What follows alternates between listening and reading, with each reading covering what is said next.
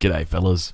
You can probably hear my voice sounds a little bit raspy, and that's because I've just finished about 10 hours of streaming and casting. So I'm a bit of an amateur when it comes to this stuff, so thank you for your patience. This is the first game between H and Knuschelbear. Now, when this video goes live, I'm going to be streaming over on my channel, but at 18 GMT today, we're going to be having the final show match between the successful preliminary entrant and Kaiserklein. So if you're interested in watching that, I encourage you to come over to my channel, or if you just want to wait and see the show match, 18 GMT on the EGC TV Twitch channel. So come say g'day. Other than that, I'll leave you guys in the capable hands of past Drongo. Enjoy.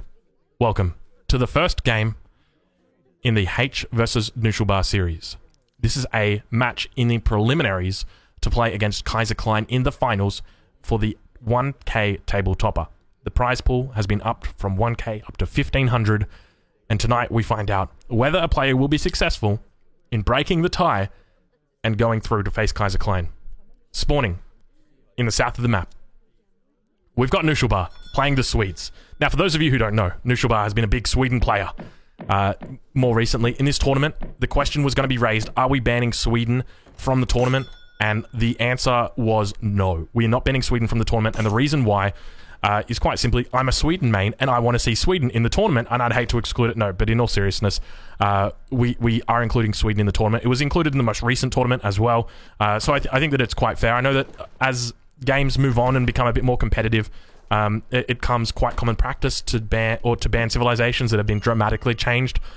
Sweden, I think, are in a spot at the moment where they're a little bit undiscovered, but I'm curious to see what we're going to see out tonight. So we've got Knuschelbear spawning in with the Swedes. Very excited to see. Opting for a trade post. Let's go check what his opponent, playing on the north-hand side of the map, is playing. He's also playing Sweden, ladies and gentlemen. We've got a Sweden mirror to open us off with. Let's get rid of that fog of war and make sure we can see what's going on. There's a prediction going on in chat right now. Put your bets on. Who do you think is going to win the first game? We've got a Sweden mirror. Oh my god, I'm actually fucking jizzing in my pants right now. Okay. All right, Drongo, control yourself. All right, so let's talk about what's going on here. So the players are hitting the middle of the map up, and the reason why they're hitting the middle of the map up is because this is where the goats are. And I'm not talking about give you anxiety. I am talking about the goats, the little bad boys right here. Where are they? Here they are. So they spawn in the middle of the map. So we can see that Noosh has actually come away with how many? Why can't I see any goats on the map? There's 2 goats there. Did H get any goats? H got a couple of goats as well. And so we've got friend and foe colors on. I think I probably need to turn that off. Actually, no, we don't. We've got red and blue. That's perfectly fine. Okay, wonderful. Zoro Ronan asking in the chat, why can't I vote? It's probably because you're from a country which doesn't have voting enabled. At the moment, Twitch has only got it enabled on a couple of countries. There are countries that have laws that prevent your votes. So one of the interesting things that we're already seeing, H is opting for tree torps, opening up with tree torps. So we've got a 0.25 here and a 0.15. Not the best torps, if I'm being honest. This one does look pretty good. Like, you look at that, you think that's probably a 0.35. But unfortunately for H, it's not meant to be a 0.35. So let's take a look at H's decks. We've got a lot of interesting cards in here. Some HP for the Hussars, as well as the 2 heavy cannons in Age 4. We've also got the leather light gun carriages. Very exciting to see. I love that this card is now meta. And interestingly, we've got Royal Mint, no refrigeration. We've got the Jaegers in deck, as you would expect. But other than that, looks pretty standard. No Ironworks. No Ironworks for H. I don't know if that's an oversight, or maybe he's just not planning on sending it. Also, no 8 pikes in the deck as well. But over to the north-hand side of the map, we do have Sven, H's Explorer, taking these tubers. Let's go check on Knuschelbear, and see what he's up to. It looks like he's heading towards the north-hand side. Has he actually uncovered this? He has uncovered it. He's actually got his little Makaki there, but the Makaki gets taken out of H, and it turns out that Freitag is probably going to go down here, but Noosh has got quite a big HP lead over H. Did I say? Yeah, Noosh has got a very big HP lead over H. Okay, he's got a very big health lead on his Explorer over H. And that really gives him a lot of priority. He can force him back and say, look, you go get in your base. And he misses the melee attack here. Just definitive edition things. Now Noosh is opting for his age up. He's placed his Torp on a coin mine, which is probably the right choice. His Torp is also eating the goat as well. Great move by Noosh. And Noosh going up now with the Naturalist, which is definitely, in my opinion, it's becoming meta. I think that you're probably going to be taking the Naturalist in about 90% of matchups for Sweden. Let's check on the Swedish home city for Noosh. Interesting. Very interesting. We see this deck orientated towards the late game. He's got 16 Corollians in here. So that's almost indicating to me he wants to fast industrial. But we do not see light gun carriages coming out for Noosh. But we do have the Ironworks card in here. To be honest, this kind of looks a little bit similar to my deck recently, probably a bit more heavy towards the industrial side, but nonetheless, Noosh also picking up a goat now on the east-hand side of the map, and we've got H putting down some, these are almost British Manor-esque style. Look at that, that's a 0.35, pretty good, but there's no hunts nearby to pick this one up. But I do like this. This is good because it sort of forces your opponent to really get out on the map and burn these torps down and find the individual torps. It's really hard to counter. If you've got 4 torps on a coin mine up here, well, guess what? I just send 5 pikes up there, I leave them for 5 minutes, and they're all dead. But in that situation, it's a little bit harder. Now, we've got Noosh here, who is going to be taking out this 80 coin treasure. Let's go check back in on H, see if he's got the age up in Q. He does, and he's gone the Governor. So a lot more aggressive. I would definitely say that the Governor is an aggressive opening, especially as a Swedish player in a Sweden mirror. If I'm going to Governor, I'm getting real aggressive. Maybe on a map like New England is when I'd be taking it. We've got a couple treasures down here to the south as well. 2 tigers being guarded by H. Curious if he's going to be aiming to pick that up. And straight away, we do see Dominions coming in. So no mistake, and shipping Ironworks first. Well, I know that H doesn't have Ironworks in his deck, but there are some players who do like to ship Ironworks first. I'm not looking at anybody, Keister. But we also have an age up about to come in from Noosh. There it is. You hear the beautiful sound, and the 2 cows begin marching. It looks like he's opted for some tree torps as well. Let's have a look at the line of sight that he's managed to get up. Look at these torps. I love the way that Noosh is placing these torps just in the choke points, just so that if any incoming raids do happen, he's able to scout them out. And it looks like he is prioritizing coin mines, but at the same time, and obviously we know that because he's got Ironworks in his deck, so he's going to want to prioritize coin mines. But just a couple of torps out just to really get that line of sight in, and obviously really taking advantage of the 0.35 wood that he's getting. Now, the 3rd shipment arrives for Noosh already. Curious to see if he's going to be putting something in queue. Let's take off the line of sight. We don't see anything in queue. I would suspect that we'd probably see the 700 wood coming out after the Dominions, and depending on what angle he goes for. But we've got H's Dominions now rolling out across the map. Oh my god, I tell you what, guys, this is... I'm in heaven right now. When Sweden gets picked, I'm a happy man. When Sweden gets picked twice, I'm a little bit concerned. For any devs that are watching at the moment, Sweden is a perfectly balanced civilization and is not broken at all. Please don't be looking at the civ. Now let's switch back over to Noosh's side. Let's take a look and see whether he has been shipping the 700 wood. We also see the 700 wood.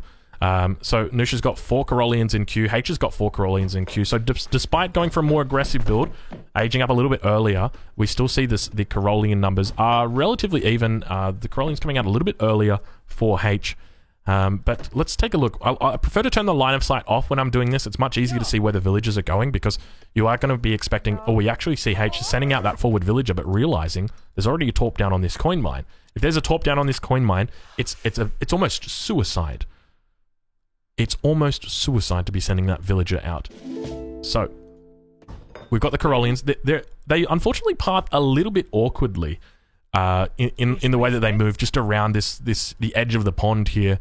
They kind of almost look like they wanted to go there, but obviously H picking up the line of sight over here, sending out a second villager, interestingly, and of a different gender, I think it was, but noting that there is a torp up here. So first priority is going to be taking out any settlers that are in the vicinity. Second priority is going to be sieging down this torp, but it looks like he might have just commanded them onto the torp. We've got the second batch of Corollians that comes out for H. It's only a batch of 3. H doing a bit of miss macro here, only 3 villagers on coin, doesn't have that Ironworks in yet, so he's really going to be needing to focus a bit more. But one of the amazing things, God, H has got so many torps up. He's on 19 torps. Did he go 600? How does he have so many torps right now? It's 6 minutes 30 and he's basically max torps. He's putting up his last torp at 6 minutes 4. God damn, H. Now we go back to the action. H, despite neglecting his military, has obviously been doing quite well with his torp numbers. If we go and have a look at Noosh on the other hand, Noosh is sitting on 16 torps, behind 4 torps. But Noosh definitely focusing on the Corollians a lot more than H was. And as a result, he's able to pick up a pretty good trade. Keep in mind that H... Oh no. Oh, H. What are we doing? What are we doing? All right, H is back on board. So we're currently riding with Nooshalbar. Things are looking pretty good for Noosh, I would say. He's got his second racks up. He's got his 700 coin on the way. He has not shipped his Ironworks. But that trade up here on the north side the north side of the map, is definitely a favorable thing for him, because it really comes down to tempo. And so Noosh got those 5 Corollians out a little bit earlier, and then he got his reinforcing batch in. He got the full batch in, so that's looking good. H is putting down the second barracks now, but Noosh is already in on his second barracks. And this is enabling him to get a much bigger mass, an earlier mass. So we see there's 13 Corollians here for Noosh, whereas we've only got 6 Corollians for H. And once this batch comes out, H is going to be on 11, but Noosh is going to be double training a batch. He's got 18. Well, my mistake, he's got 18 Corollians, a huge mass for Noosh. Curious to see how H is going to deal with this. So despite investing relatively early in Torps, let's take a look what we've got. So we have identical build orders coming out now. 3 Vils Dominions, 700 wood, followed by blueberries. And then on the opponent's side, we've got 3 Vils, 700 we've got Dominions, 700 wood, blueberries, and then we've got 700 coin. Now, keep in mind, Noosh is a little bit ahead because of the trading post that he put down. A little bit of missed macro as well. Noosh going for that age up. Pretty good time as well. This is an amazing semi-FF that we're seeing right here. 18 Corollian double rack semi-FF. Going to be up just before 9 minutes as well. Pretty darn crazy.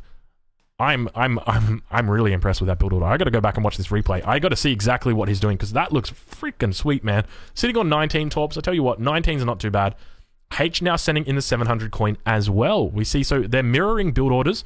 So even though Sweden is somewhat undiscovered, it's interesting to see that both players have both like gravitated towards this same build order. And we do see an artillery foundry going down somewhere in the middle of the map. So H going to be probably looking to prepare for the falconets that are inevitably going to come out. Probably going to H has got his age up in or almost in queue once the 700 coin arriving. Oh my god. Oh my god, it's leather cannons. Brrr. Can I see the brrts in chat? Do we have some brrts in the chat, please? Holy fuck, man. We're seeing leather cannons. This is actually shaping up to be the big battle that I often see. Is you've got like the leather cannons against the falconets. Often, like, a player will be like, oh, like Piroshiki, he sends those 2 falconets out, gets them on the field, and I'm like, am I going to be able to deal with those falconets with my leather cannons? That's often the question, but we do see a bit of a score jump here from Noosh. Obviously, he has aged up. He's reached the 3rd age now. The first leather cannon is out. It's probably not going to be enough. If I would like to see a few more cannons coming out from H, but H is going to have that age up in queue, probably going up about a minute behind Noosh, maybe a little bit more, and now putting down that 2nd leather cannon. He's got that one up in queue, getting the gang saw as well from the market. He's going to be chopping a lot of wood. We see him moving now towards this. Look at this perfect macro. God, everything just under 100 resources. Very, very nice.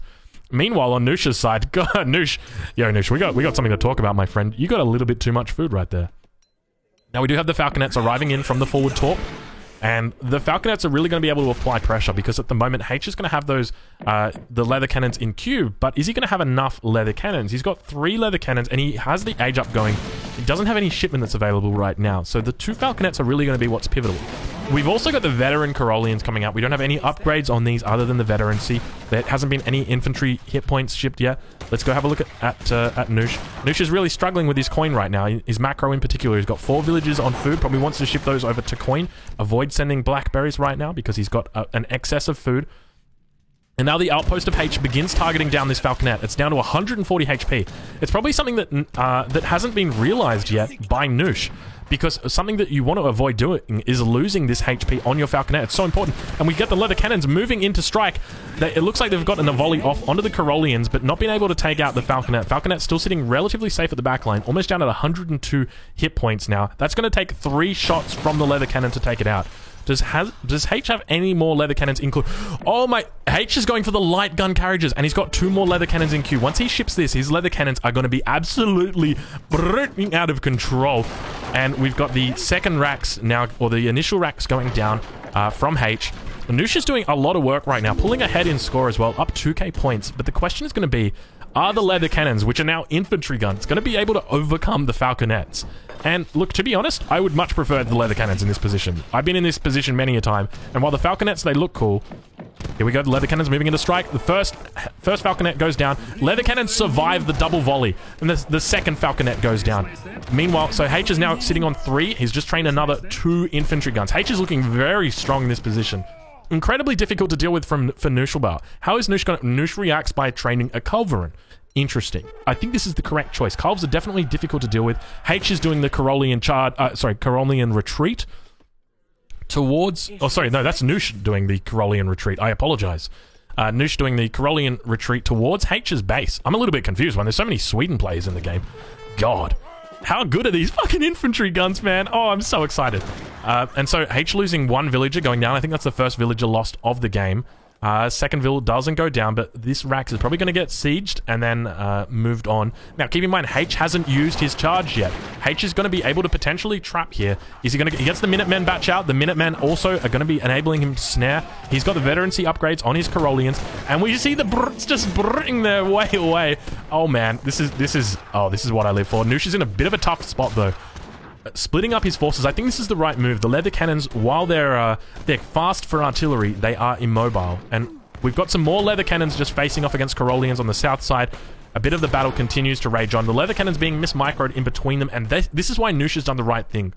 Had he gone in to fight this, he would have been in such a hard spot. And it looks like H has actually done the Corollian charge here. We can see they've all entered the melee mode. We'll watch them. Yeah, the charge just finished. And you can tell that they just did their charge because they were all standing still. So one of the things with the charge is that you have to charge and then immediately move them. Otherwise, they will just stand still. So it feels terrible, but Noosh doing the right thing. We go take a look at Noosh's line of sight right now. Look at all the units he's got around here. Snagged a goat from H, 200. Well, that's a thick boy right there. But doing the right thing, keeping his attention in different places, and that's 100% what he needs to be doing in this spot. We take a look around the map. Look at Noosh just dotting his torps around. A bit of a tussle going on towards the north side. But H dropping down a forward Rax as well. Do we have a villager that's going to be coming out for that one? Where are your villagers, H? I don't see any villager that's coming down for this. Maybe I'm missing it. Maybe I'm missing it. Can anybody see this villager? Alright, so checking in on H. His ship's snap locked from the home city. It means his Corollians are going to have a slightly higher attack. What about Noosh? Has Noosh shipped his... Oh, Noosh is shipping hacker pellets. An interesting way to deal with the leather... or the infantry guns. I don't know if I agree with it. Leather cannons... Do they really represent such a threat? I feel like Culverin are more than enough to nullify it. I feel like in this position... Oh, he's getting a second Culverin out. Okay, so one of the interesting things is Culverin and their interaction with leather cannons, you're going to need 2 shots to kill a leather cannon. Because leather cannon have got 212 HP. You're also going to need 3 shots from a falconet to kill them. But the hacker pellets now entering into the base of Hazza. Oh, sorry, H. I apologize, Hazza. I mean, I apologize, H. Oh, God, I'm confused. Don't worry. In a year's time, we're not even going to remember who Hazza was, because it's all about H. It's the year of the H right here. And Noosh is seeing if he can challenge him. And H now pushing quite aggressively into the base of Noosh, spotting this Culverin, and really just going for it completely. And the charge finishing off, ending up in quite an awkward spot. We've got a Culve to the north. The Culve manages to get a shot onto the infantry gun. Actually does a huge amount of splash damage, which is going to make it really easy to pick off these other infantry guns. The second one going down. Let's take a look and see if we can spot the health on these bad boys. Let me grab them. There we go. They're very, very weak. One of the things that both players have neglected is to include... Oh, ladies, we're missing a raid on the north-hand side of the map. H has got a couple of villages that are going down, but the TC manages to get up in time before all of those villages go down. The Corollians are going to be able to clean up the hacker pellets, and the Rap God is out, ladies and gentlemen. Holy moly. At the same time, we've got the infantry guns on the Culverin on the south side of the map. I'm curious to see... Okay, nothing's going on the north. But it looks like H is actually going to be able to pull that one out, taking down the Culverins. But we've got a charge coming in from the south-end side of Nooshulbar, coming in to charge. This is actually the triple charge coming in from Noosh. All 3 sides. It's the triple Corollian charge. You hate to see it. You really do. But it looks like Noosh is actually going to clean this one up quite considerably. These is more than enough Corollians to be able to one-shot a leather cannon. And despite H being in a really good spot, it looks like it's been turned around. He almost got baited in a little bit by those, by the Culverin that was sitting there. And as a result, Noosh is pulling massively ahead. We've got H that's sitting on 7 Corollians. He's got 3 leathers that are out. And he's on 32 villages. And then we go look at Noosh. Noosh is on 31 villages. But he's shipping his upgrades. He's got platoon fire that's coming in because he's got that trading post. Keep in mind, this whole time the trading post has been working. He's opting for the blackberries instead. I like that. That's a good move. That's going to sort of guarantee him the game by doing that, because it's really going to make sure that his economy is ahead. But 41 Corollians. H's Corollian mass is beginning to build. 22 Corollians now to the 3 infantry guns of H. And we've got H opting to send in 9 Corollians as well, recognizing that... that this is a large mass. He's going to have to deal with it, but I really don't like this. Even though he is behind, I definitely feel like it would have been more optimal to send in an upgrade card, just simply because if this game does go on to a stage where it's a little bit more orientated towards the late game, you're really going to regret sending in those 9 Corollians. But at the same time, I guess H is number 1 on the ladder at the moment, so what do I know? What do I know? We don't see any real raids going on at the moment across the minimap. We've got a couple of GUA raids, AIDS raids as I like to call them, and the Culverins are unpacking. The first shot goes down, second shot down. Noosh has been able to take out both of the infantry guns very successfully, and this is a very difficult thing to deal with. It really comes down to microing your artillery and being able to take out the opponent's Culverin before you lose all of your infantry guns. There's really two ways about it. You can either mass infantry guns so that you've got so many infantry guns your opponent can't deal with it, or you can build Culves of your own, but it's difficult because you kind of need to outmass your opponent's Culves to win the Culve War. And so it's difficult. There's a lot of coin that's needed. We've got 43 veteran Carolians for H, and Noosh has got 45.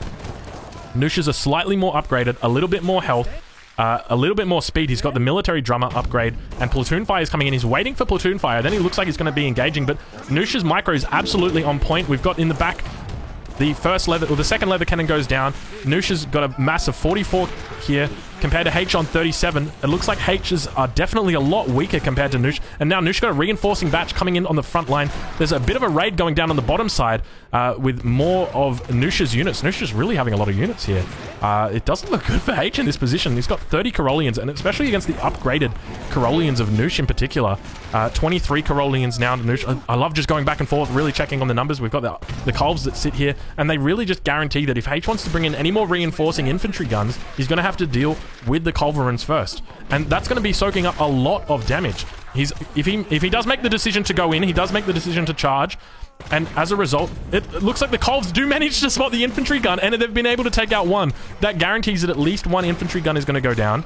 The second Culve is now still alive, but it looks like H has somewhat gone in for a little bit of a suicide with that charge. The forces of Nushulbar now, he's got 20 Carolians, and at the same time we've got a raid that is happening towards heading straight into H's base. H doesn't look like he's in a good position here. And behind this, Noosh is sending 1,000 coin. He has shipped Blackberries once. His economy's in an amazing position, and H calls the good game. Holy shit!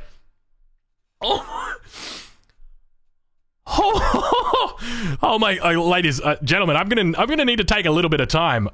Just, oh my god, what a fucking game!